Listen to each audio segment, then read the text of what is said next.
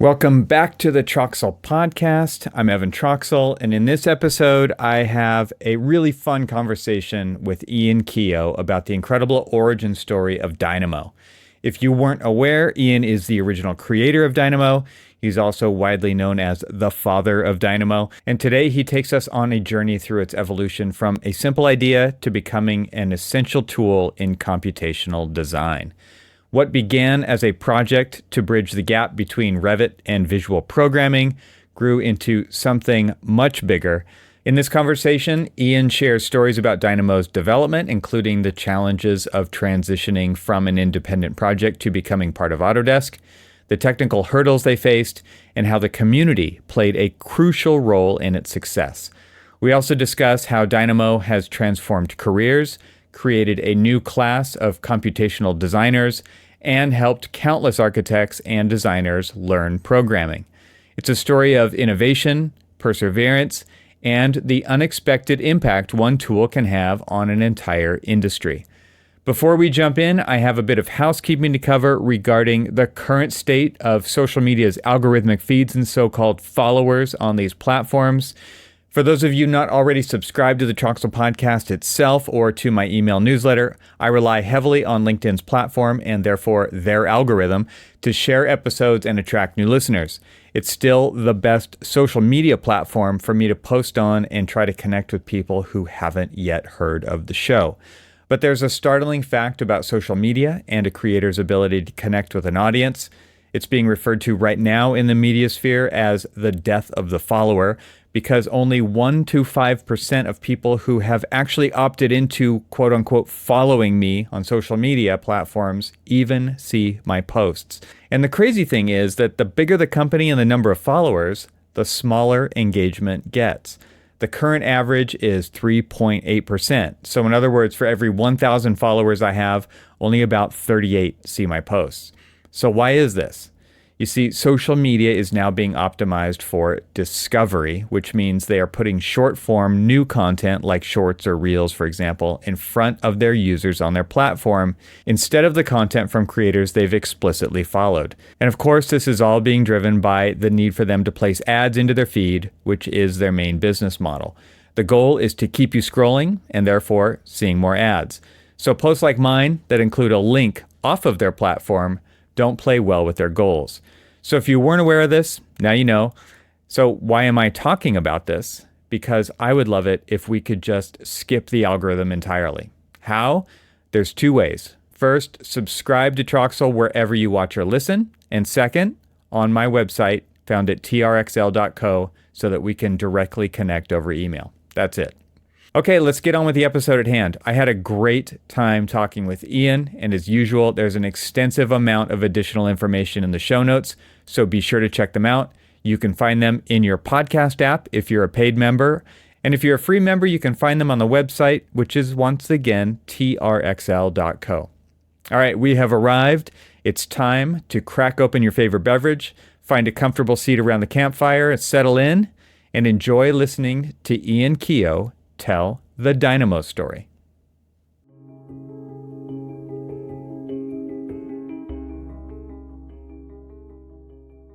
Welcome back, Ian. You were just on the podcast to talk about the latest and greatest stuff with Hypar, right? And do you have an official name for that? Like this new version? I don't know. Hypar number 2.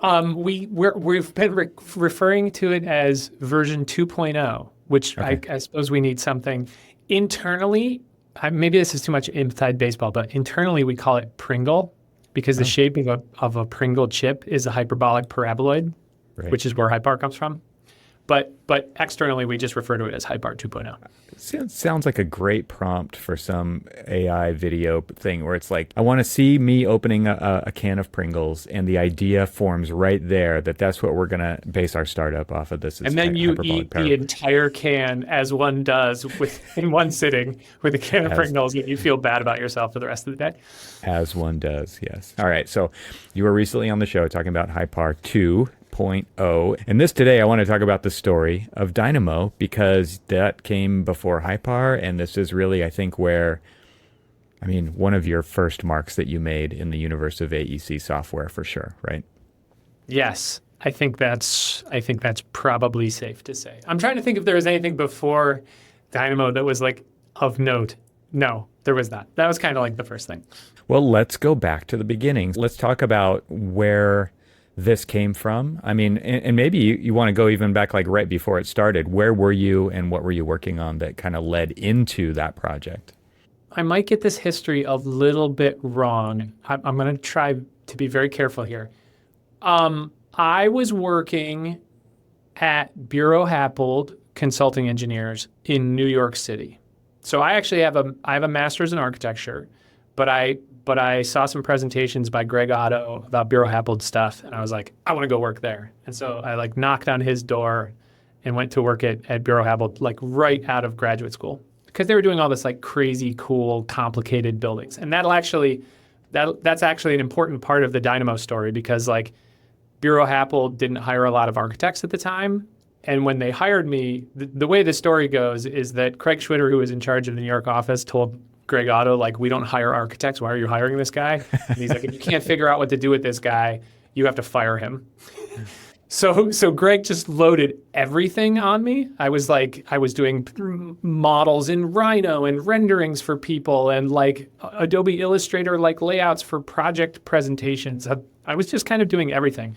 And one of the things that Bureau Happold needed, because it worked on these like super complicated projects, was they needed a lot of help like getting data from one piece of software to another piece of software. They'd have like an analysis software where they were doing, crazy load cases on these shell structures that they were building and these complex geometry and stuff, and they would have to transfer that stuff after they did that analysis over to some other application, and then they needed to take some geometry and transfer it to another application.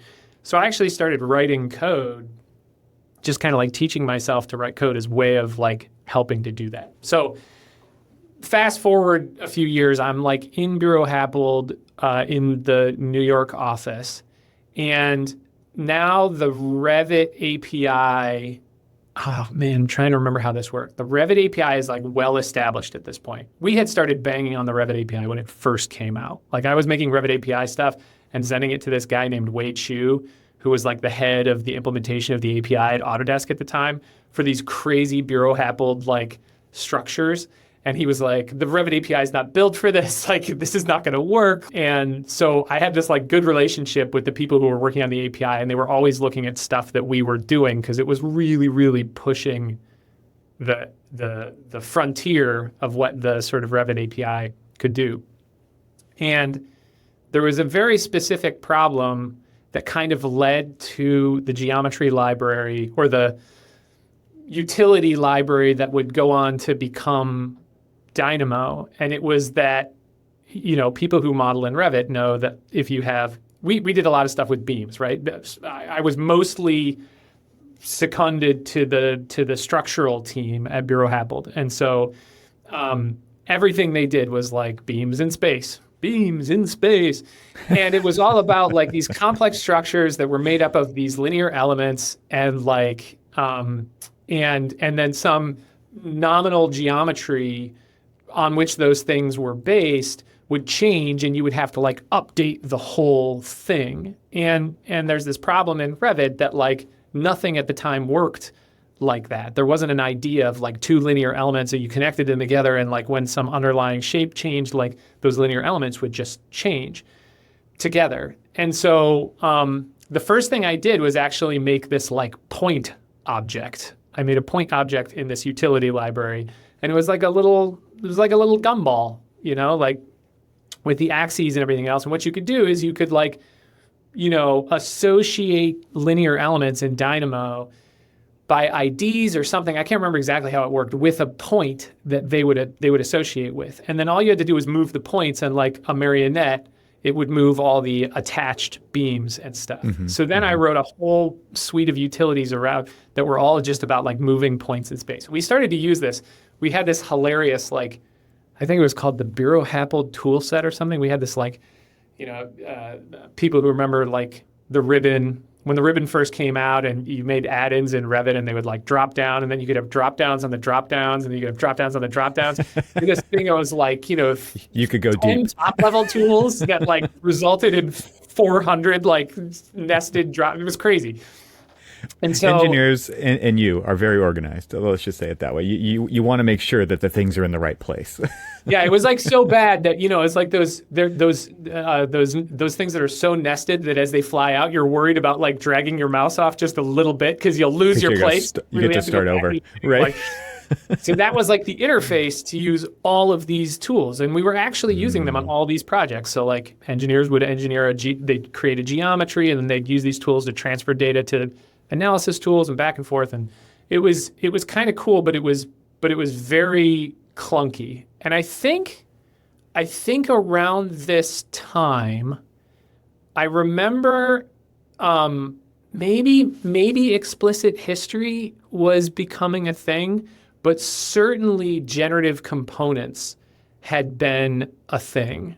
Right. And actually the little gumball point that I made was very akin to like the points. I mean, this is like really dating me because anybody who watches this thing and remembers or listens to this thing and remembers generative components and the points and everything else, it was very akin to how you did stuff in generative components. In generative components, you wrote these scripts to like create these points, and then you connected the points with these laced sort of things.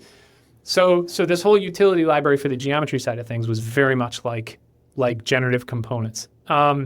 And I remember I went to Smart Geometry, maybe the Smart Geometry Conference. Speaking of generative components, I think I went to the Smart Geometry Conference in New York City, and for some reason, I think I was at Cooper Union or something. So I was at Cooper Union, and I remember because I had been communicating with the Revit API team, I had met this guy, Matt Jezik, my friend Matt Jezik, who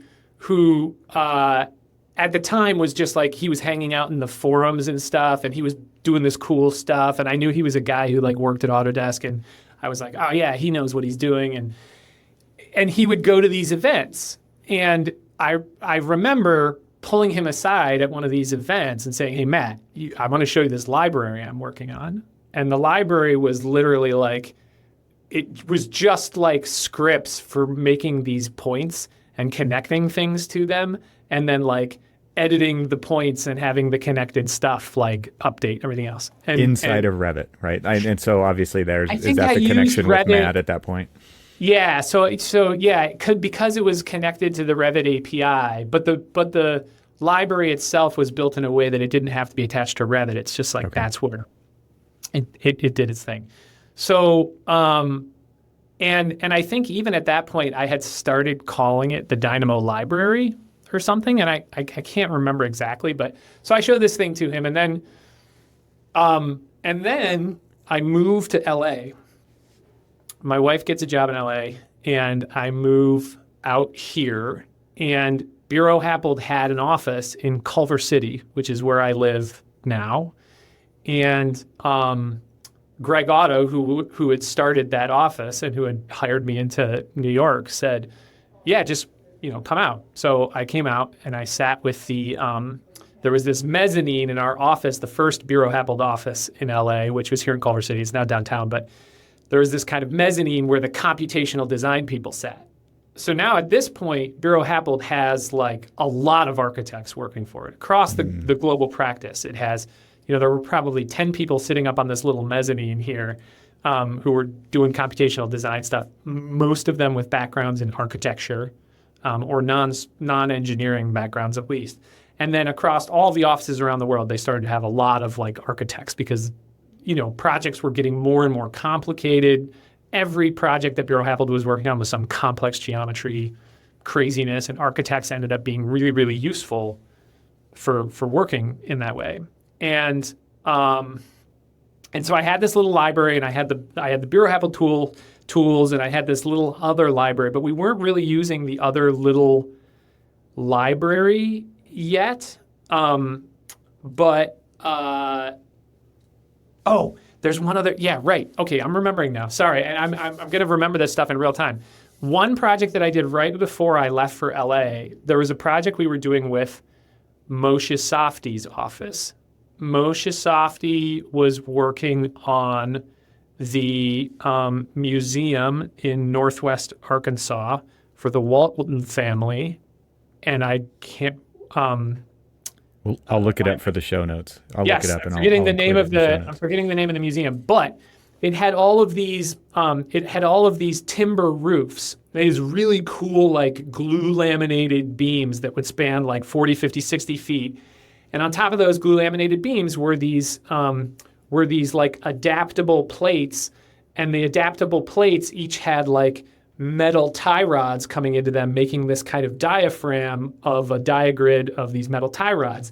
And so you can imagine you've got these like swoopy sort of timbers. You've got little plates on top of them that are sticking off normal to the swoopy timbers.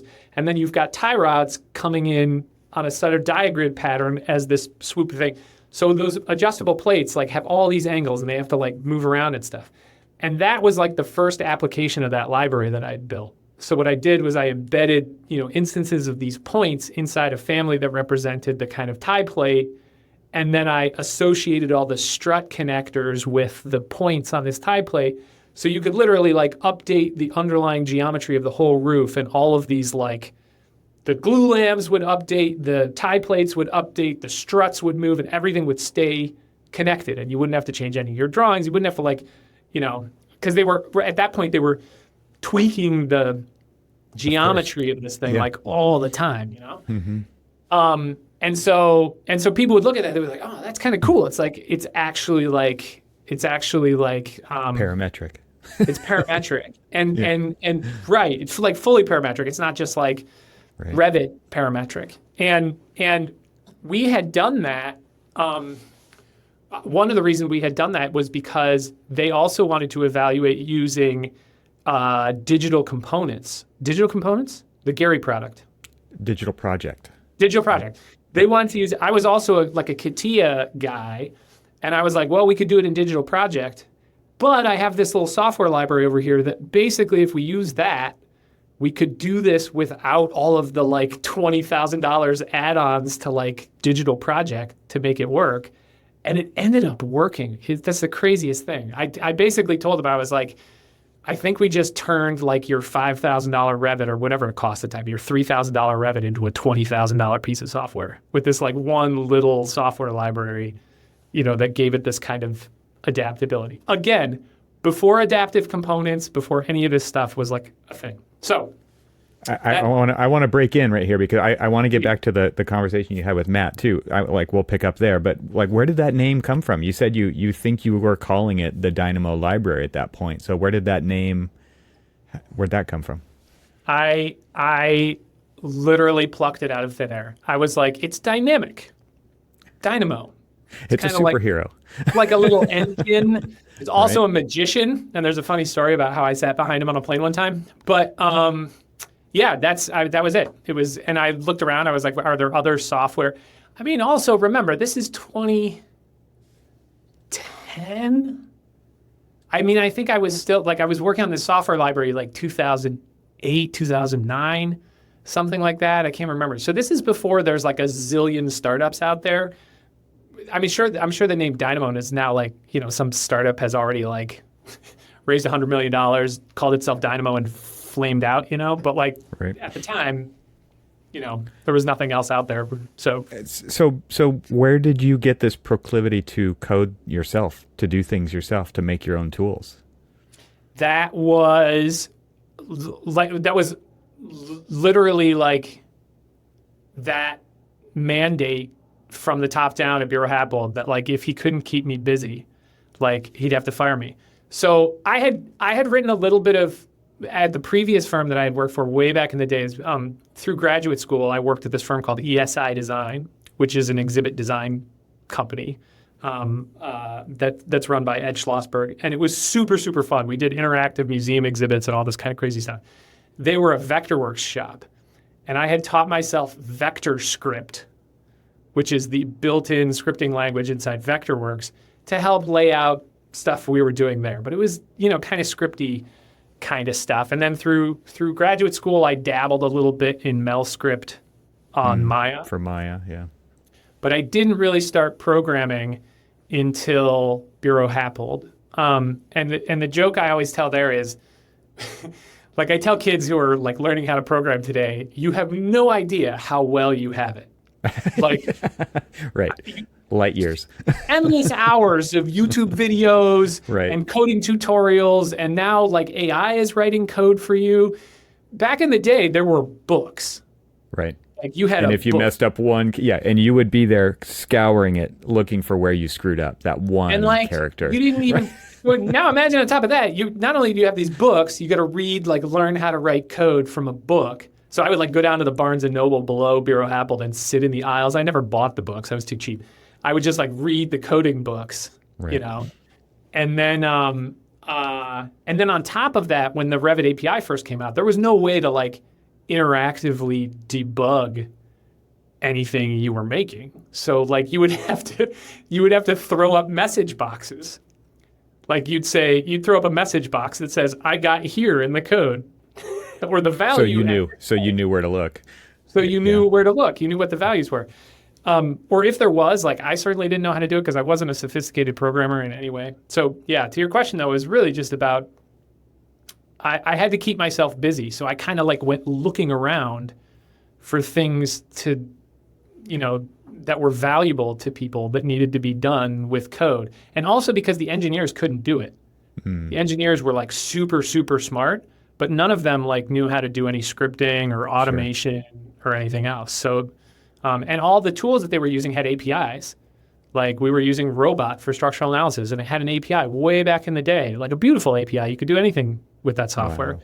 And the engineers didn't really know how to use it, Let's take a break from the conversation to tell you about Arcol, who is helping make this episode possible. Architects should demand more out of their design tools. Imagine working on a project where architects, owners, and contractors are truly in sync. No miscommunication, no back and forth chaos, just seamless collaboration. That's what Arcol makes possible. Arcol believes teams shouldn't have to waste time switching between apps and navigating endless email threads. Your tools should work for you, not the other way around. With Arcol, you can validate ideas as you iterate your designs while keeping all your documents and people aligned. No more silos, no more guesswork, just better results. Ready to upgrade your team's design workflow? Learn more at arcol.io/TRXL. That's arcol.io/TRXL. My thanks to Arcol for supporting this episode of the podcast. And now let's get back to the conversation. Talk about some of the other platforms that were out there. You mentioned generative components. Obviously, Rhino was around. There was RhinoScript. Obviously, there was AutoCAD for 2D stuff and some 3D, right? And they had their own programming language, like Lisp or whatever it was called, AutoLisp.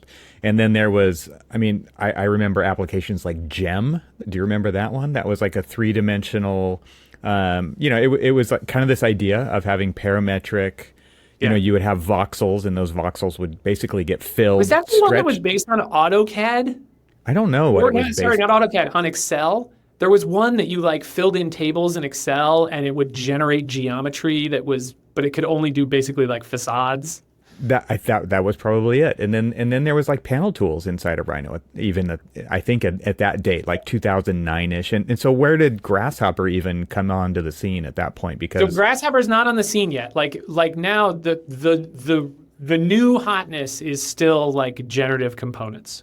Architects are also kind of playing around with Maya and MelScript, and maybe Python had come on the scene for Maya at the time, so people were still doing that. Some people were trying to automate 3D Studio Max and everything else, but that never really caught on.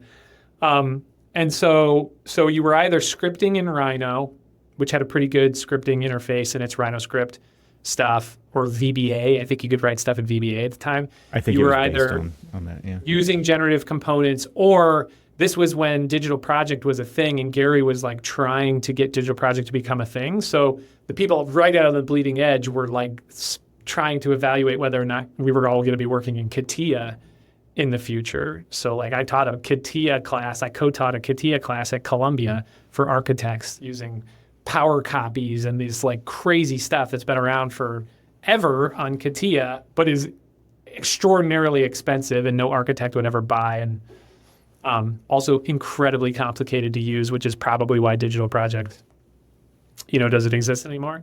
So that's kind of the landscape. And also like And Revit is just starting to kind of find its traction, right? Revit came out, I think Revit architecture came out in 2001. I joined Bureau Happold in 2005, and literally like day one, on my chair was a boxed copy of Revit Structure. They were like, there's this new thing, it's called Revit, we're building this cricket stadium, and you're going to build it in Revit. It's going to be the first project that Bureau Happold globally has ever done in this software called Revit. And by the way, all the drawings have to look exactly like all the drawings have looked for 20 years. Yeah, good luck. I was so screwed. Yeah. You know? Yeah, we had this like really, really ornery CAD guy who's great, Simon. He was fantastic, incredible CAD guy. But he was like just riding me about line weights and at the time, you couldn't configure this stuff in Revit to look like your drawings had always looked, and it was a lot of all-nighters. Remember just the transition, like he worked in AutoCAD and he had, however many colors, and he was reading drawings through color, right? And then Revit comes along and it's black and white. And it was like you had this graphical representation with line weights and stuff, but you're like, it's a different language for people who are operating and who are these technicians operating these things. Like you actually learned how to decode the drawing through color because you didn't see the line weight on the screen. And they were also so frustrated that you had to build a model of a building to get the drawing. They were just like, just move that line over. And I'm like, well, that line is a slab edge.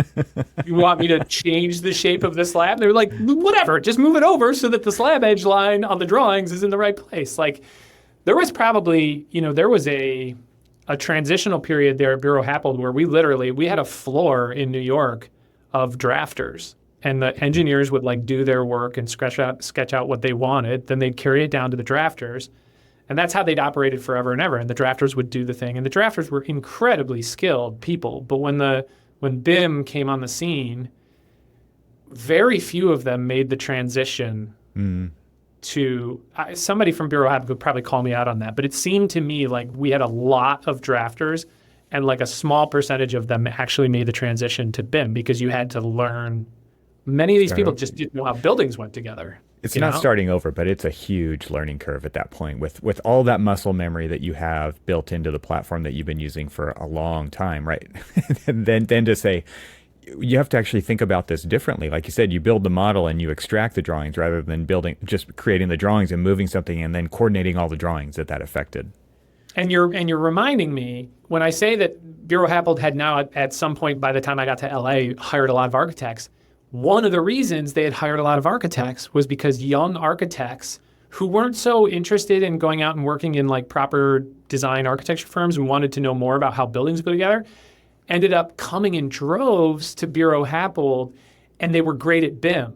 They were really hungry about the new tools. They wanted to learn Revit.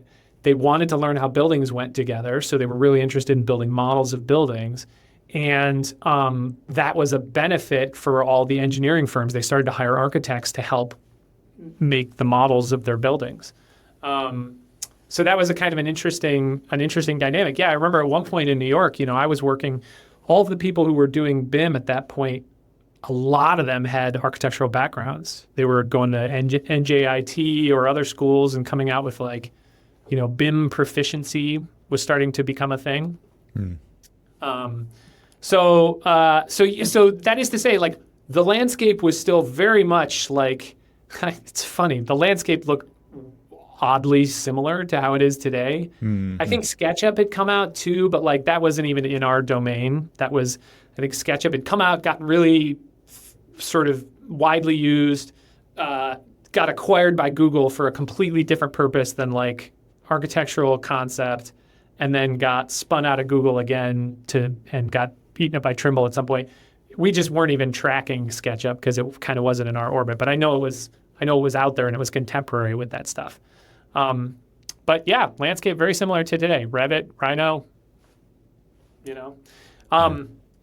So we do that project. We do the Motion Softy project with the cool roofs and everything else. We kind of proved that like with this automation layer on top of Revit, you could seriously upgrade Revit, And I think that got a lot of people thinking like, whoa, we can like, And we started doing, then at that point, we started doing crazy projects in Revit. We did this, a project for Morphosis, which is the Cooper Union, the new building of the Cooper Union. If you've ever been in New York City, there's a Morphosis project that has this light well that kind of goes up through the entire center of the building. It's a beautiful stair.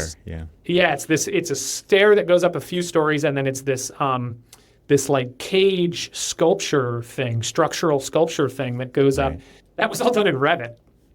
That's so crazy. Like people go back and look at the models and stuff we did of that, and they're like, what? But it was because we had these like points in space with all this association stuff, and like that we were able to do that. And I presented at tons of conferences and stuff about like this bleeding edge kind of stuff we were doing in Revit at the time. And that was about the time when I showed Matt this kind of library of dynamic points and lines kind of tools. And it really just did points, lines, and transforms of stuff. And it had a pretty high level API for doing that kind of stuff. So then I move out to LA, and I honestly don't know how long I was in. I think I started working on it right away, because if you look, this is 2010, I moved to LA, and some of the first tweets about Dynamo are from the very first house that I rented in Culver City.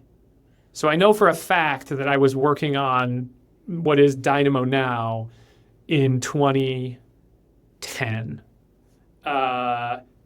And Twitter was around, right? So there's another. Twitter was around. I think I started on Twitter in 2006, I want to say. So it'd been around for a while. Yeah, you must have been there right at the beginning. I was there when it was transitioning off of cell phones, literally SMS for tweets, to, like the iPhone came out in 2007, right? So so I was like, I had a blog for some time, and I was writing little things in this blog, but then Twitter came out, and I was like, oh, cool, I can post like little updates here. So if anybody, I'm not really on Twitter anymore, but if anybody wants to, my history is still there. If you want to go back and look at the history, like very, very early on, you'll see screenshots of like very old Dynamo. Nice. So, and at the time, it was the orange nodes period, which people who have been around Dynamo for a long time know that the nodes were orange for a very long time. And this is, it must have been, explicit history was definitely out at this point, because I remember thinking like, oh, I want my nodes to look glassy and bubbly like that guy David's nodes.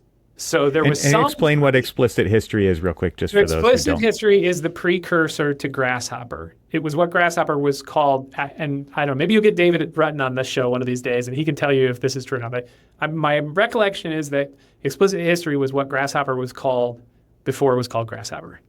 Right. So when architects were first playing with this thing, and it was very, very kind of like beta. It was a plugin. It was a plugin for Rhino at that point. It was not bundled. They were not one and the same company. Yeah. It was just David, right? As far as I know, it was just David. But it must have had a UI, because I remember thinking like, oh, I like the way that they do that. And but I did all kinds of like other stuff too. Like I'd never built a UI, like a software UI before. So it is just like hilariously bad. You go back and look at those like orange nodes. At one point, I surrounded I made the ports on the nodes kind of stick halfway off the node. And so they had these like, I don't know, they looked like nipples on the sides of the nodes.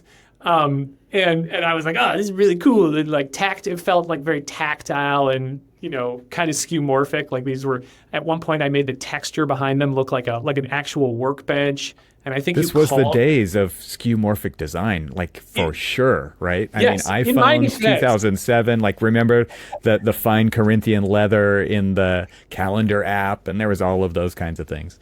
Thank you for that recollection, because that is like totally in my defense. It was of the moment. It wasn't just me being. It wasn't just you. We wanted rich textures on everything, on website backgrounds. Like finding seamless textures was like a lost art. So I had no idea what I was doing, and I was using WPF, which is the Windows Presentation Framework. So this is going to I'm sorry, people in your audience are going to be like, oh my God, Windows, WPF. WPF is actually awesome. It's been around for a really long time. And now it's pretty great. I think they have versions of it. You can do cross-platform development, mobile devices, everything else. But at the time, it was kind of like their new interface. They had this other interface that they made for the web, which was supposed to place. This was also the time when everybody was getting rid of Flash plugins. Yep. Were Flash. Because Apple basically killed Flash, right? Yep. By saying it's not going to run on the iPhone. Flash. Thoughts on Flash was the letter that he wrote. Yep. Exactly right. So this is several years into that, right before the first iPad comes out. Everybody's trying to throw Flash overboard, and Microsoft had built this thing called Silverlight, which was the precursor to WPF, and it was around for a couple of years, and they were shutting that down. And WPF was the recommended way to build new UIs for Windows stuff. And so I was programming this thing in WPF, and until a couple of years into it, I had no idea how to do things correctly in WPF. If you were to go back, and by the way, all of this code, I think if you have any Cody people who listen to this thing, I'm sure you do, you can go to the GitHub repository for Dynamo right now and go back to day one, the first commit. You can probably find this original terrible WPF code that I was working Nice. Literally 12 years ago, 2010, 2011, whenever that was. So did you start publishing there immediately when you started this project, or was this something you went back and kind of backfilled at some point for the GitHub publishing repository? Where? Oh, on GitHub? Well, yeah. So that's the other thing. GitHub was starting at this time. So I can't remember, maybe the first beginnings of, I don't remember when GitHub started or when I started using it. I do remember that at some point I started pushing stuff to GitHub, and I had another kid. Right after I moved to LA, I had my son, and also got acquired for another piece of technology that I had bought, got acquired by this startup out of Boston, which subsequently got acquired by Autodesk. But that whole process of that getting acquired and me getting acquired with it, me going to work for that company out of Boston, and then me getting acquired by Autodesk, was a 2-year period maybe where I didn't have a lot of time to work on Dynamo. And I open sourced it. And Matt Jezik, again, was one of the first people that I told. I was like, Matt, I don't have time to work on this with this acquisition happening and everything else. So I'm going to open source it, because I thought, even back then, I thought this thing needs to exist in the kind of public domain. There was just this was, at this point, it must have been that GitHub was kind of picking up steam, and the idea of open source was picking up steam. And the thing that I had definitely seen inside Bureau Happold was that people were just doing stuff over and over and over again. And my joke about this is always the Stadium Bowl generator. Mm-hmm. Every firm that I ever worked with at Bureau Happold that did stadiums, and we worked with a lot of them. I've probably worked on 4 or 5 World Cup soccer stadiums. Every one of the firms that we worked with on that stuff had their own little script to generate, Stadium Bowl layouts. And they'd be like, hey, you want to see our special script for generating Stadium Bowl layouts? And I'm like, oh, so lame. And so I think at that time, I just started to think this is not your IP, right? This should just be out there as something that we all contribute to, and we all sort of vet that, yeah. Because you actually know what it takes to create one of those, and you see it happening copy after copy, and they're all from scratch, right? And so you see the waste, literally. Create, maintain, it's worth noting that 2 or so years after I got acquired by this other company and left Bureau Happold, I talked to somebody who was working in Bureau Happold, literally sitting in my old chair. And I said, oh, yeah, are you guys still using the Bureau Happold tools? He's like, oh, no. I mean, those things the installer broke at some point, and then we couldn't figure out how to years of work like Gone. into these tools, just basically like disappeared, And it's because software is hard. Like software is like a garden. And if you've ever gardened and you leave your garden for the littlest amount of time and the weeds start popping up, and pretty soon you've got this garden full of weeds and it just becomes like totally unmanageable. You got to like burn it down and start over again. That is software. So if any of you out there are like in the midst of writing a mean comment on a GitHub repository to an open source repo maintainer, stop what you're doing and consider for a moment that person is thanklessly like developing this thing, updating this thing, maintaining it, deploying it, making sure that it doesn't break. Like they're doing this on their nights and weekends because it's not their primary job. Like, there's a lot of like love that goes into these projects, and it takes a lot. So like these organizations are not constitutionally set up to like build software, maintain software, deploy software. No, they're working on projects. Yeah. They're working on projects. Right. So I think at that very early time, I had this thought like, okay, this stuff is just going to have to be, and it wasn't like I was making money from it or anything else. There was no market at the time for Revit add-ins or anything. And I think people had started to play with it, like, because from day one, I had started to put, I think on my blog, I started to put like installers, or maybe not even installers. It was just like a zip file full of all the files. I was like, put these in a directory somewhere in your Revit plugin. And so people had access to the code and they were actually responding to me and emailing it. They're like, wow, this is really cool. And like starting to like build the kinds of workflows. And at the time it had a very limited set of things that it could do. Like it could do all the things that little library could do before. Very simple geometry stuff because I didn't have a proper geometry kernel. And then I think I started latching into more geometry functionality inside Revit. So it was kind of using Revit's geometry kernel in the same way that Explicit History was using Rhino's geometry kernel. Mm-hmm. And Revit's geometry kernel still wasn't great. It wasn't doing crazy NURBSy kind of stuff. It was still like, comics and, but it was good enough. And so that's where it was at the time. It was like orange nodes on Twitter and everything else. And then I open source this thing and I tell Matt, and he's like, that's actually pretty cool because we have this summer intern. Autodesk has this great summer internship program where they bring people in from the universities and stuff to work for the summer. And they had this guy, Stephen Elliott, I think Stephen went to Northeastern.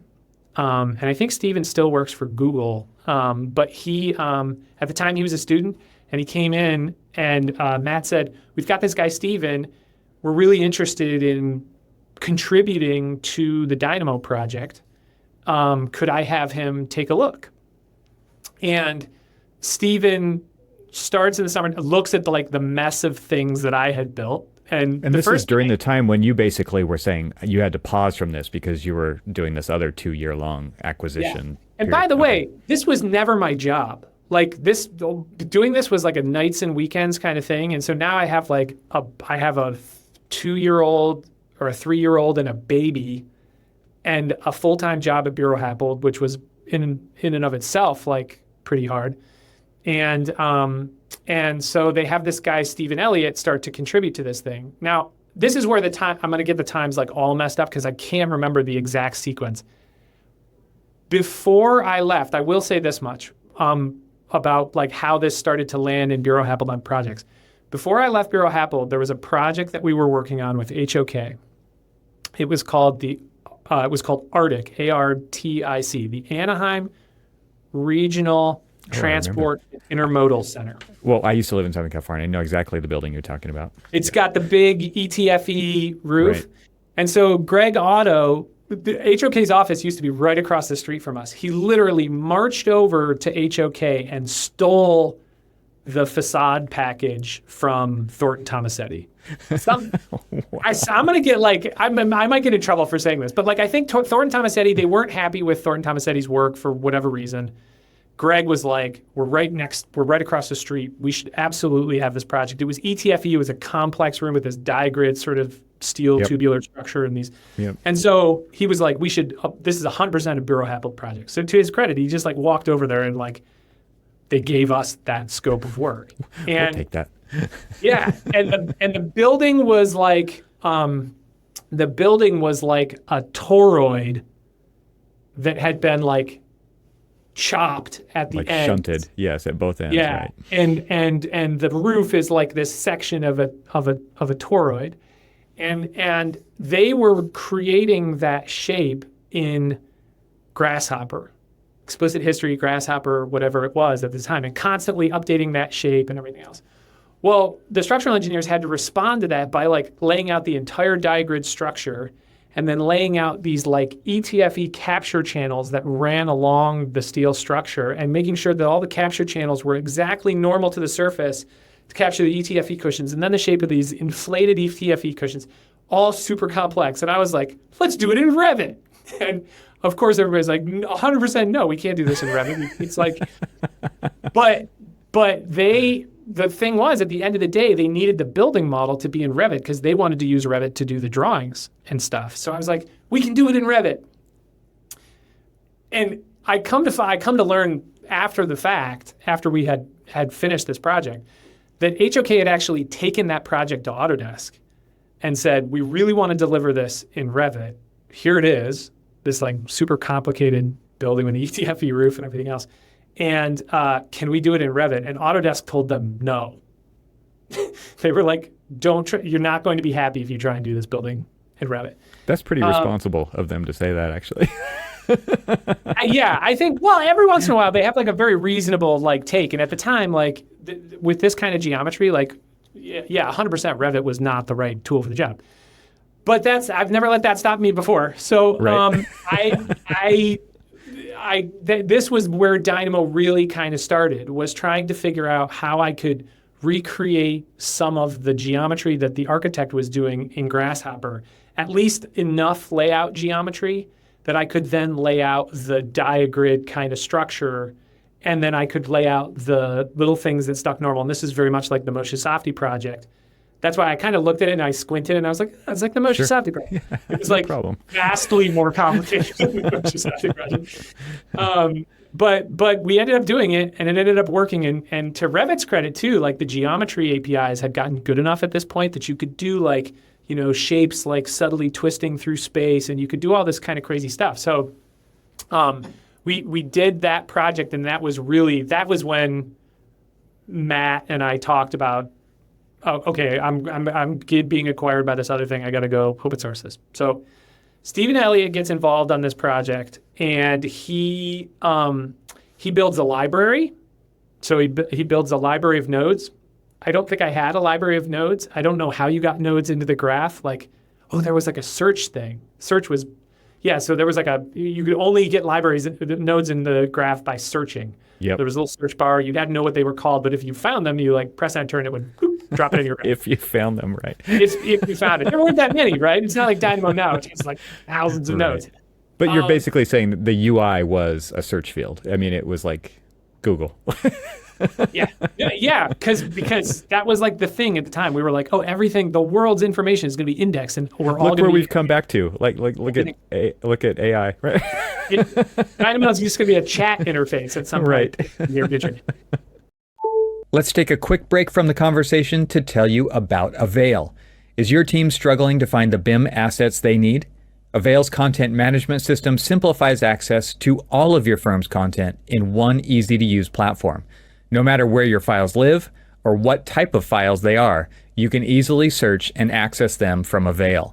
Now, designers can consistently find and reuse all types of content. So what does that mean? Well, standards-compliant models and drawings are easier to create.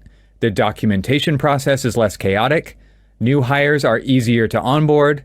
Projects are delivered faster with fewer errors. You get the idea.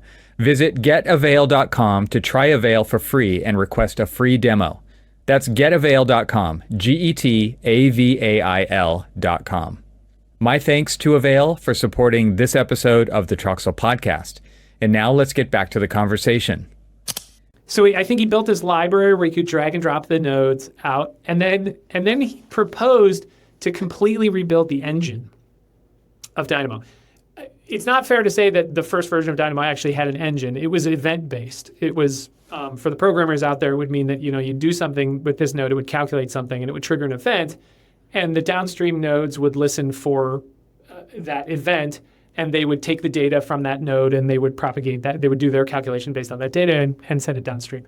The beautiful thing about the event-based system is that it was incredibly simple. Like, you could reason about it just by looking at the code, and then you could debug it. You could debug through a graph by just saying, like, okay, it does this. Where's that event received? Okay, it does this. You could check values and everything as a programmer, figure out what was going on. So when they came to me and they were like, we want to replace the Dynamo engine with this variant of scheme that Steven is working on, I was too young to really think about the implications of this. I was really too young to think, like, wow, it seems like it's going to be vastly more complicated than the thing that exists right now. But Steven was a really, really smart guy, and he was studying computer science, and I'd never studied computer science, and I was just like, okay, he must be smarter than me. So he goes off and he writes this engine based on Scheme. We can put it in the show notes what Scheme is, but it's a language. And also based on F#, which was a new language that Microsoft had started building, which was a functional programming language. And so he called this thing that he had built F-Scheme. And for a time, while we had this engine in Dynamo, you could actually print a Dynamo graph as a giant algebraic expression. I won't go into it here, but like this gets into Lisp and everything else. And you could literally like print, if you had 500 nodes in your graph, imagine printing that as like an embedded algebraic expression that was like a mile long. And that's kind of cool because in a way, like all the computation is like laid out right there for you. And it's super uncool because it's 100% unintelligible, and so at that moment in time, like, now with hindsight, Dynamo just got infinitely harder to interact with. Not like from a UI standpoint, but from a coding standpoint. So now we had to write, you were always like shoveling data into a form that the F-Scheme thing could process, and then you were popping that data back out of the F-Scheme form into a process that like the sort of managed.NET thing could process. And it was just super complicated, but it was kind of neat. And it still worked. It still worked really well. So like anybody who used Dynamo for the first couple of years that Autodesk was contributing to it was using it on this version of the engine. And then I think, that kind of planted the seed. Then people started to really use it. Like Autodesk was now contributing to this thing. And I will say, to their credit, Autodesk has allowed that project to be open source long after I've been involved with it. Like from day one, the Dynamo project was open source. And now it obviously has closed source components in the form of its geometry kernel and everything else. But even at the time, it was dependent on Revit for its geometry kernel. So like there was a very, very short window at the very beginning when it had its own geometry kernel, was like points and lines. And then it became Revit's geometry kernel. So that enabled a new kind of conversation with users. Like literally there was a shift. At that moment, there was a shift in how Autodesk talked to its customers. Prior to that, if you've been using an Autodesk product for a really long time, and this is not the fault of Autodesk, this is like all software at the time, there was some forum where you go and post a question. Right. And maybe somebody from the company would like respond to your forum post, and maybe it would get elevated to some place where it got into somebody's backlog and everything else. But Revit was like developing really quickly. It had this sprawling multi-year long backlog of stuff that they were going to work on. The chances of your thing, getting noticed. Even noticed. Yeah, let alone taken up, were very, very small. And it engendered this relationship between the software company and everybody else that was like, software company is going to do the thing that it does on its own schedule. You can ask for stuff, but it was like throwing darts at the side of a battleship or something, It's just like everything's just going to bounce off. And people felt, frustrated by that. Suddenly there's this little project that rides on top of one of those big projects that's going a mile a minute, and you can talk directly to the dev team. And you can like go to the open source repository and start putting issues in there and saying, oh, when I did this, this broke. And like a fix will be issued and a new installer will be built. And it's like the next day, that thing. And I think some of this vibe was also happening with Grasshopper at the time. You know, it was like just fixing super quickly, evolving really quickly. And that built that community. It built people who were like, wow, I really want to be part of this like new thing, engaging with this company in this new way. So that was fantastic. And just kind of feeling that and being at a moment and starting to see the first projects that people were doing with the thing. And I think at some point in here, adaptive components comes on the scene. And that became like a force multiplier because, Dynamo, up until then, there were families, which were kind of smart, but they couldn't really talk to each other. Like they could do smart things internally, but they couldn't talk to each other. And that was about it. And one thing that Dynamo solved really, really well was that it made families be able to talk to each other. So the value of this family when it changes over here could be piped into this other family. And now you could have these responsive kind of workflows. And you could even use stuff in your Revit family or in your Revit model as inputs, because Dynamo could respond. Like I could go change a parameter on this family over here. And if there was a Dynamo graph like piping values from that to some other place, when I change that parameter over here just manually in the Revit interface, the thing would magically update over here. So it was like action at a distance kind of thing. And adaptive components took that to the next level because now adaptive components were much smarter. You can embed much more smarts in them. They were much more flexible. So there's a year where every single Dynamo example that anybody made was basically like some crazy facade.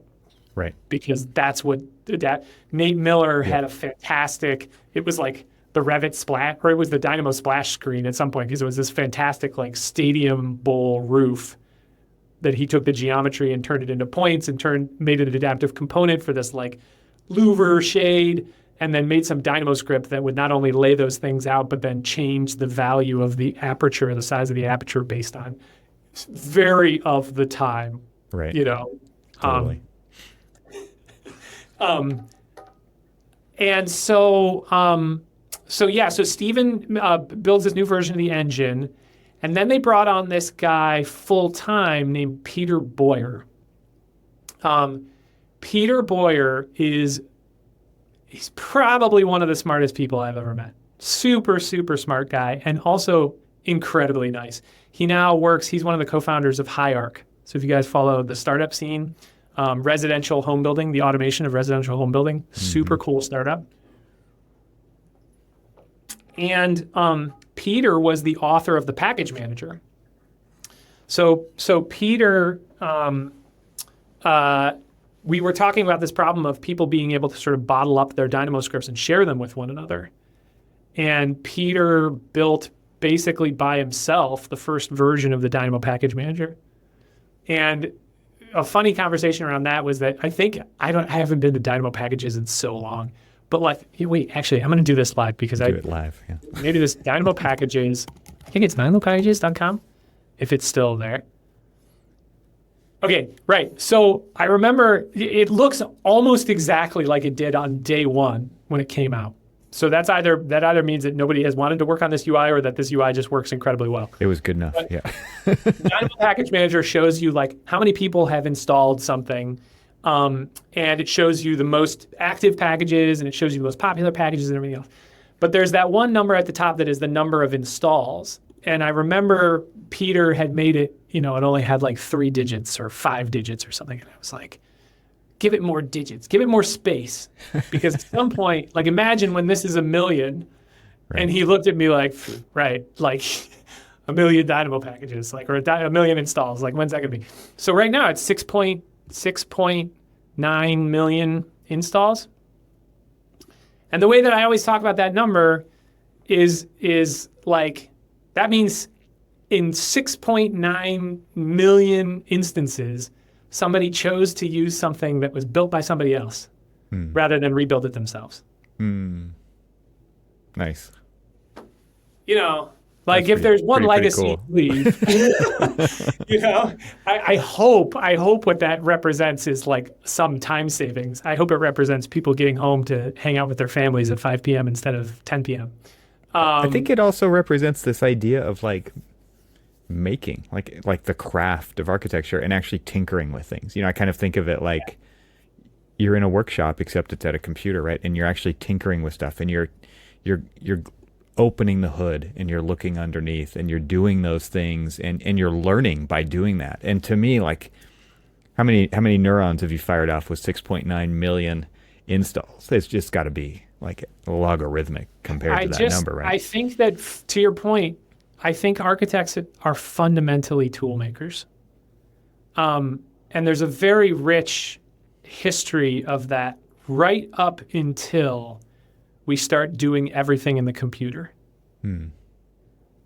There's even a future right when we start using computers of like imagining what we were going to do vis-a-vis building tools and using the power of computation. And that future is still totally unrecognized. You know, like we're doing the most surface level kind of thing with these supercomputers that we have, which is basically use them as like a digital version of a drafting board. There's a whole other, maybe our third conversation, Evan, which is like why Hybar exists, which is to solve this problem. But it's like we don't use computation to design buildings right now. We use humans to design buildings. We use computation to just turn that stuff into bits, you know, so we can represent it ultimately as drawings. Abstract it. Right. Yeah. Let's take a short break from the conversation to invite you to join the most influential technology leaders in the AEC industry at Confluence.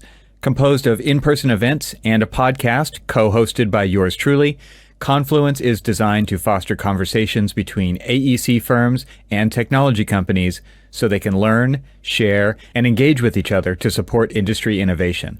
Software company AVAIL, which creates content management solutions for the AEC industry, started hosting Confluence events in 2019 to understand what firms are needing, wanting, and thinking around technology.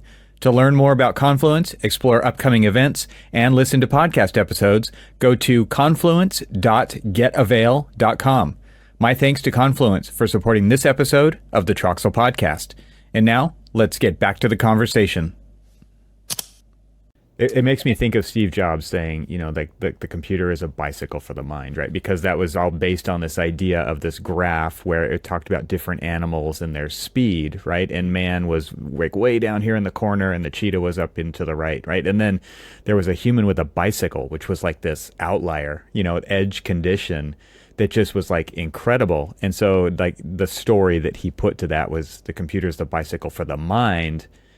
Back to your point, like what can you do with this tool and what is possible? It is absolutely incredible, the potential there.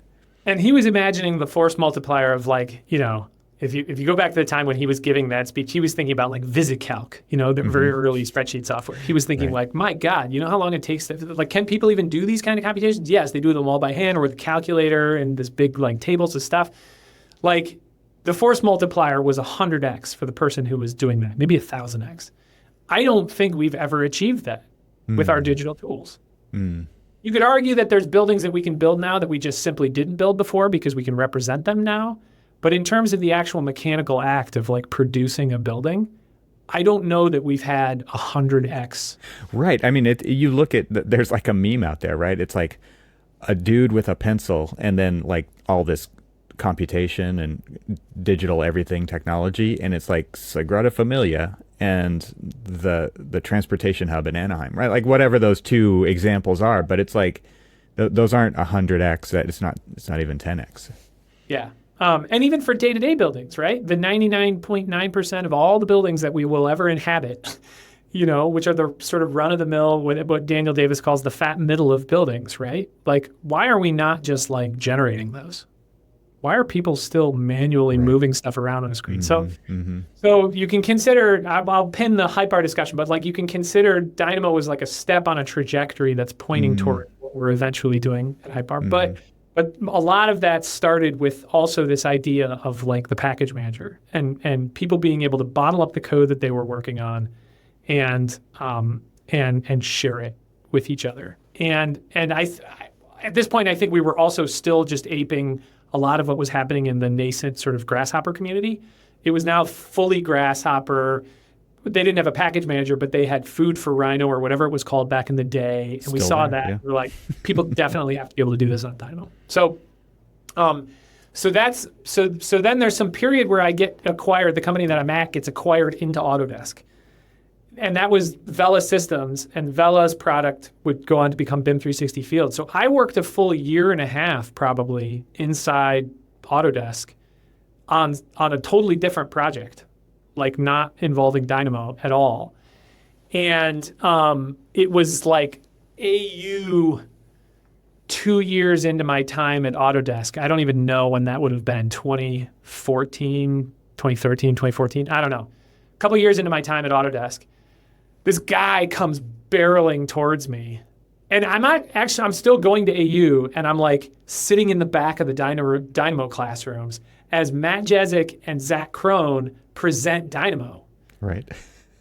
And those were the first classes that like suddenly, like, so the first year they did it, they had, I think one of the classes was called Energetic Supermodels with Dynamo or something.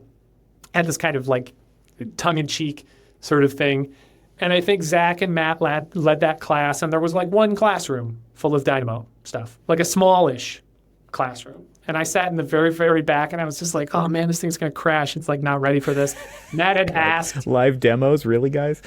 Yeah, Matt had asked, he's like, can we lead a thing in AU on this? And I happened to be going to AU because now I think I was in Autodesk at that point, or like maybe I was going to, no, actually that first one, I was still going to AU for this other company, for Vela Systems, because we were presenting Vela, and I was working Vela's booth. You were just going to catch up on what they had been working on Dynamo, so you could actually see it. and I'm like in the back of the room, just like, oh my God, this is really bad. There were maybe 30 people in the room, and I'm thinking, oh my God. So that was the first class, and then the second year, I remember, they had like a line to get into the classroom. And I was like, why is there a line to get it? Have they not opened the door yet or something? But there was a line to get in the classroom to learn about this thing called Dynamo that people largely like still didn't know of. But there was like at least a classroom plus a little bit of overflow worth of people who like had heard about this thing and were like, they were members of that community. And they were all adopters, yeah. Freaking out on like, I'm gonna be the first person in my area who knows how to do this, and it's gonna increase my value to my firm, and I'm gonna be part of this community. So that's when you kind of get this sense that it's like an exciting thing. So at that AU, I think this guy comes barreling towards me, and he's like, starts talking a mile a minute about Dynamo and how incredible it's gonna be, and what we're gonna do, and we're gonna build this, and we're gonna have a team, and we're gonna do this, and I'm just like, the guy talks for like 3 minutes, like without taking a breath. And I'm like, I'm sorry, who are you? And it turns out it's this guy, Abhijit Oak. Abhijit had been an AutoCAD guy inside Autodesk for a long time. And then he was put in charge of the Dynamo team. I can't remember what the org structure of Autodesk looked at the time. It was always changing, but like Abhijit was somehow put in charge of Dynamo.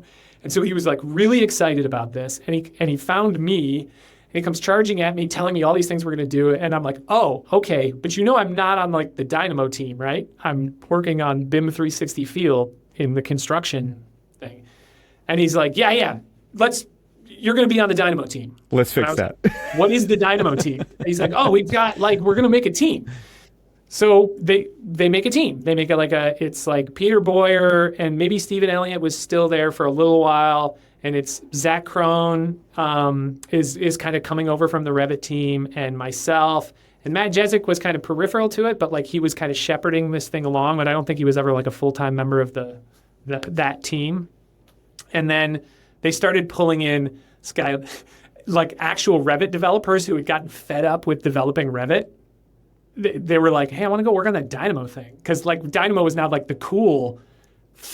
Revit at that point was kind of just like what it was and what it was going to be. They were looking for a reason to want to go to work the next day. And so, I mean, there's a whole other podcast about this guy, Lev Lipkin, who is incredible.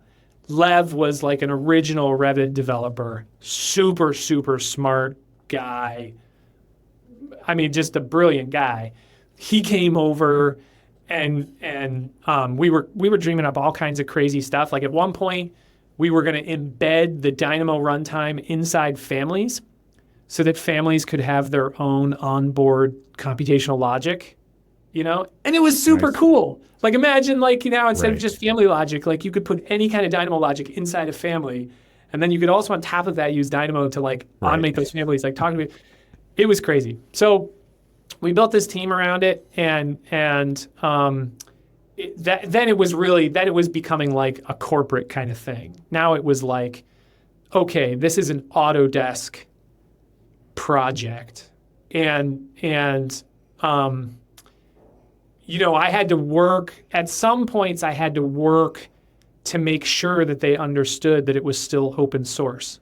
Like there was still enough, open source was still unfamiliar enough that people inside Autodesk didn't like get the idea that Autodesk was contributing to this open source project. In other words, like they didn't own it. Mm-hmm. That was confusing to them. Sure. So Matt Jessic, is that the only thing like that in Autodesk at that time? Probably. I don't know for sure, but it's certainly like it was certainly the only one that I knew of.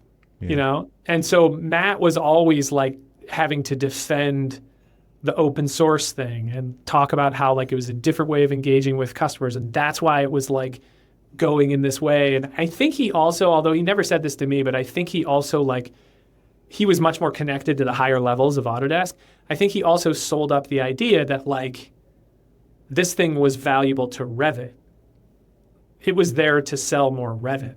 Yeah. It could help them sell more Revit, you know, because that was really the thing that they were concerned about. Autodesk wants to sell you more Revit, and so having this thing that could be somewhat of a flywheel for that, even though it was like a small thing at the beginning. Part of the funnel, ultimately, right? And you're talking about the thing that people are excited about using to alongside Revit or on top of Revit. I mean, you have to capitalize on that excitement, right? Yeah, and so one unfortunate consequence of that, and I say all this with a big asterisk because I have a very soft spot in my heart for Autodesk. I worked there for a number of years. I have a lot of great friends who worked at Autodesk. So that's the big caveat to a lot of what I'm going to say. Autodesk sometimes has this mentality of like, we're going to go into the market and make a product that feature for feature like competes, and we're going to win because we own the channel or whatever. You know, you saw this with things like Format and SketchUp. They were like, we're going to kill SketchUp. Let's make something that does all the things that SketchUp does. And they actually made a beautiful product. And I know the team who worked on it was kind of brilliant in many ways. But like, I don't know, it's a troubling thing to try and compete like that. You know, instead of like really differentiating on some other vector of value, you just say like, we're going to do exactly the same thing that you do, but because we do it, you know, anybody who uses Teams, Microsoft Teams, understands what this feels like in a product. Meh.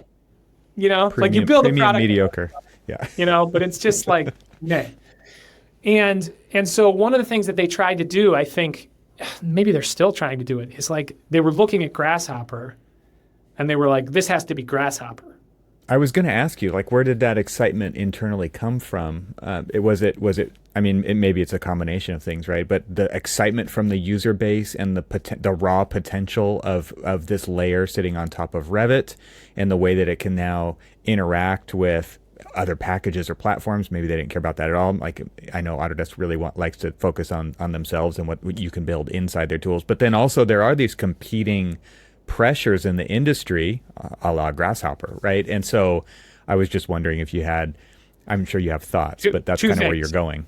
Two things. One, it turned a $4,000 software, whatever it cost at the time, into a $20,000 piece of software. Honestly, to this day, value-wise, yeah. Value-wise, Like I've worked with digital projects. I worked with Keough. They're incredible. This thing gave Revit capabilities that it couldn't do. And in the way that it was implemented, just, I guess by chance, managed to up-level Revit. And that was not only just like the geometry stuff, the adaptive components, all the stuff I've talked about. It was actually much more of the like mundane day-to-day stuff. Like people don't remember that back in the day, if you were working on a project that was 30 stories tall and you were like, oh, we put a mechanical level in here. Now we got to rename all our levels. Like you had to manually go and rename like 30. So a lot of the early years of Dynamo was like people automating sheet numbering, level renaming, just this really, but tag placement, like scripts for placing tags on pages in certain ways and stuff, like really, really run-of-the-mill kind of stuff. And they were doing it themselves. And that was the critical thing. Like they weren't waiting for Autodesk or waiting for some other script provider or whatever. So like that's that kind of motion that when you see that happening, you're like, oh, wow, this thing could take off. Because now you've turned every one of your users, not every one of your users, let's say of all the people using Revit at the time, let's say there were 10%, 20% at a maximum that would be Dynamo users. Well, I don't know how many people that is. It's a fair number, though. Tens of thousands, hundreds of thousands of people. At the time, it was probably 100,000 people who are now developers building tools on top of your software. That's an incredible force multiplier. Totally. Yep. That's one. And number two, which is a little bit less nice, is that, you know, when you're a publicly traded company, you need to represent that the products that you're putting into the market are continuing to deliver value if you are going to raise the price. And when you have an ecosystem like the one that Dynamo provided, creating more value in the ecosystem of people, you know, working on Revit, you could represent that Revit was worth more. Because you weren't selling Dynamo. Dynamo was free. You were selling Revit. And on top of it was this thing that like added all this extra value. And the value in that thing was growing all the time. It's still growing to this day. You know? So you could represent that you could actually charge more for Revit because this community was building all this extra stuff that... It's crazy, right? Because you also have these people building tools that are show up in the package manager, right? That are adding value to that ecosystem and not getting compensated for it, right? So like that's crazy, right? we had lots of discussions going back to the beginning of Dynamo when Autodesk first started contributing to it. Like, could we get these people paid? Like, could the people create a marketplace or something? Nate Miller, whose tools have been on Dynamo since basically the package manager existed and might still be on the front page of the package manager as one of the most popular tool sets over all time, has never gained a cent from any of that stuff. And I think Nate should be a millionaire. Like if he got a penny for every time somebody downloaded, or a nickel for every time somebody downloaded his package, like. Or Conrad, or John Pearson, or like there's many. There's absolutely. Many, And so that's always been one of the vexing things about like that motion. Yeah, we had all these people and they contributed all this stuff, and it never changed the way that value flows through AEC. Like everybody's still compensated in the same way for their hours. This yet again dovetails into what HypeR is trying to do. But so the last big part of the story of Dynamo is when we mashed it together with DesignScript. So you remember that I was working on generative components at the very beginning of my career. Right. Generative components was made by this brilliant guy named Robert Aish. And some of your older users, your listeners will remember Robert Aish. Robert Aish was the father of generative components, which was another plugin like Dynamo, like Grasshopper, but it ran on top of Bentley MicroStation, right? Or Triforma MicroStation, I think. It ran on top of MicroStation, I believe, yeah. And the Smart Geometry Conference, at least in the very early days, was a generative components conference. It was the conference where Robert Aish would run around with like a USB key on a lanyard around his neck that had the latest build on it. and he would like plug it into your computer and give you the new bits. Give me the juice. Literally, Man. he was sitting in the corner like fixing problems with generative components in real time. Wow. So a lot of us have Robert Aish to thank for a lot of this stuff. But one of the things that Robert had done, at some point, Autodesk convinced him to come over to Autodesk. I can't remember where he was, but like they were like, you got to come to Autodesk, and we'll allow you to work on all these projects that you're interested in and everything else. Well, Robert, since generative components, you should probably get Robert on the show. Since generative components had this idea for DesignScript, which was a language, a textual programming language that had affordances in it for the kinds of programming that architects need to do a lot of. Like, I've got a facade, it's made up of all of these panels. Those panels generally look like an array in programming terminology. I want to index into like this row, this panel, this mullion on that panel, and do this specific thing. And so the DesignScript language, which is still the language that's in code blocks in Dynamo, it had these things called replication guides that allowed you to do all that stuff. So it was pretty cool, and it was also this associative language, so it had forward and backwards associativity, which I won't go into here, but if you've seen like very early demos of DesignScript, it was like kind of mind-bendy when you watched it work. You were like, how would that work? And so Robert was inside Autodesk working on this DesignScript project, and he had this team in Singapore dedicated to him building the DesignScript interpreter, the DesignScript virtual machine. A virtual machine is like the brain that runs this language gets compiled into a code that the virtual machine can read and run. It runs that code. And a DesignScript environment, because Robert started going around and telling people about DesignScript. And they'd be like, yeah, you know what this really needs? A visual programming interface. And he hated that because he was like designing this programming language that was going to be so easy to use and have all these affordances for architects. And every single person who had now seen Grasshopper, who had now seen Dynamo, they were like, yeah, you need to put an interface on this thing. So he had this team in Singapore start building an interface for it, and they called it the DesignScript Studio. And there was this guy, Luke Church, who might still be at Google today. He was put in charge of building the DesignScript Studio. Luke was another really, really interesting and smart guy. And DesignScript Studio was very pretty. It was like you could nodes and wires, and then you could get like previews. When you hovered over a node, you could get a preview of like the compute at that exact moment. You get this like little visual preview of what was flowing through the system at that point.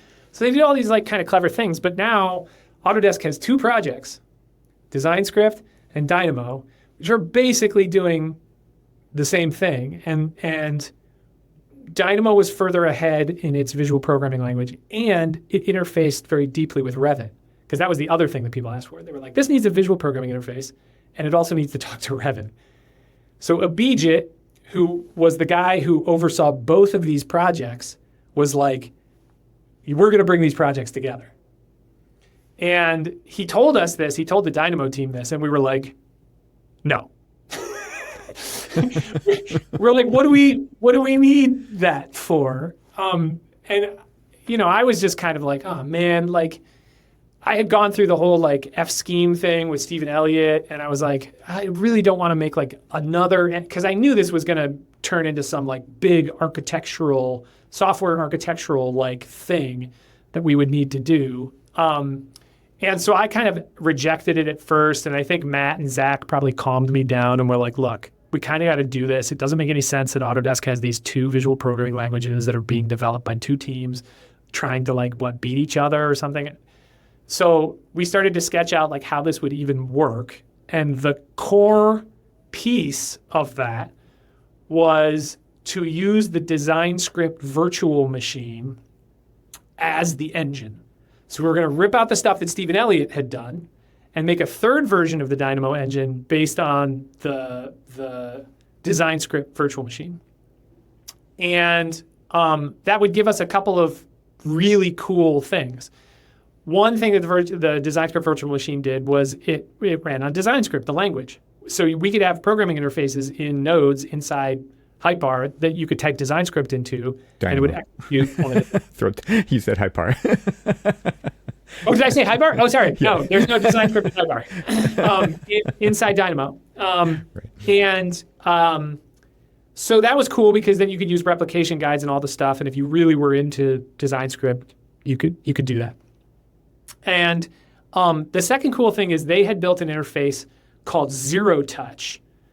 Zero Touch enabled them to take any .NET managed class library. I'm going to say technical stuff, but like a library full of like methods and functions and stuff, and you could drop that onto design script, and it would it could read all of the public methods and essentially create nodes for you that expose those things. So people who use Dynamo to this day still understand the concept of zero-touch nodes. You can literally like grab an off-the-shelf like C# library from someplace and drop it on Dynamo, and provided that it has public methods with certain types of signatures, it will just show up as nodes. I actually don't know if this is still true because I haven't played with Dynamo in a while, but that was the idea. And it made development of external libraries for creating nodes really, really easy and straightforward. So that was cool too. But what wasn't cool about it was that we now owned a programming language. Like, I have subsequently learned a lot about programming languages, programming language implementations, how to make virtual machines, compilers, all this stuff that I never ever thought when I went to art school I would ever have to learn about. But I had to learn about because of like design script and getting like very, very deeply into there. But the problem is when you make a core technology like that is so arcane, you kind of put a hard shell around it. Mm-hmm. And now it's very hard for other developers to get in there and change things, adapt things. You know, the story that kind of, and I don't know if it's actually true, but they say about like the core of Excel, they've tried over the years to like touch that thing and edit it to do other stuff, and it's blown up on Microsoft, and they've just like backed away. And so there's like still a core in Excel that like was written by some of the original developers, and like new developers just kind of like work outside of that shell. And that's kind of what the design script virtual machine is like. There's like inside. Well, it kind of reminds me of your story about Burrow Happold, right? Where it's like what happened with the Dynamo library, and it's like like it's too hard to maintain. Like we couldn't even like, I mean, this maybe is still being used, but it's the same kind of a thing where it's just like, well, we couldn't figure out how to get in there and what to do with it, so we don't touch it. Software people do the same thing to each other. You know, it's not just like we know how, like any software, any like developer can get in and mess with any kind of code. And there's two pieces of code inside Dynamo that basically function like that. There's the design script virtual machine, and there's the geometry library. The geometry library is now the geometry library that sits at the heart of a bunch of Autodesk products. And that was another big part of this upgrade, was we were going to switch off the Revit geometry library and go to ASM. ASM is the Autodesk geometry library. And it gave us all kinds of like really sweet geometry that we couldn't make before because Revit just couldn't make that kind of geometry. And it has cross-compatibility with Revit. So these things, the geometry library was definitely beneficial, but that's also another one of these things that like very few people get down inside that thing and muck around with it, because like geometry libraries there's like a whole team of PhDs in like Oxford or somebody that work for Autodesk who that's all they do is like work on the geometry kernels, right? And so you had these pieces now that were like central to the architecture of Dynamo that the core team, there were like one person per that could like work on this stuff. So it caused a little bit of, a challenge, but we brought this thing out. There was a period of instability, which people will remember, like yellow nodes with Band-Aids on them and stuff, or yellow warning messages with Band-Aids on them and little cartoon drawings of, because things were breaking all the time. Like we'd made all these giant architectural changes. And people were really kind of pissed, like, because we were breaking their workflows. There was like stuff that just wasn't backwards compatible. Geometry libraries were different. So geometry didn't work quite the same way. But, to Autodesk's credit, they weren't backing down. Like they were like, the only way out is through. Like, we're going to get this. And we just like over 6 months or something, we just like worked down like all of these things until we got to a place where we were relatively stable, and back in a place where this thing was, part of people's production kind of workflows. And that was the last big transition, and that happened probably 2 years before I left. And then at some point, I transitioned off the Dynamo team to go work with Anthony, my co-founder at Hypar, to go work with Anthony on a Dynamo-based project, which was called Fractal, but which would go on to become Autodesk Generative Design, which I think still exists, and you can use it on top of Revit, to use Dynamo scripts basically as the language to make modules to run in that thing. So honestly, I mean, that was 20... I probably haven't been involved with the Dynamo project since about 2017, maybe 2017. So take everything I say here, listener, with a huge grain of salt, because that team has worked incredibly hard since then and have maintained that community and probably grown that community.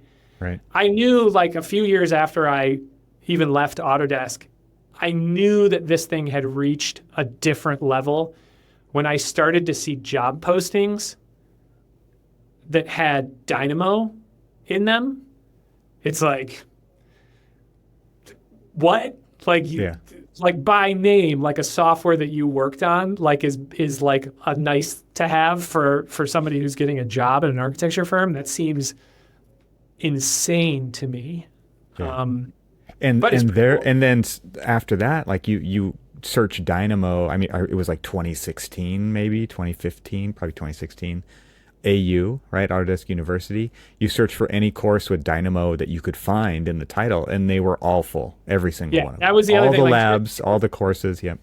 Yeah, I couldn't. I remember Zach laughed at me one time because so one other funny story about Zach is that he makes his own moonshine. Zach Crone, the product manager of a listener of this podcast, who is incredible. He makes his own moonshine. He grows all his own grapes like on these trellises around his house, and then he makes, I don't know if it's fair to call it moonshine. It's this very clear, very strong liquor. And he brings it to Autodesk University in these mason jars.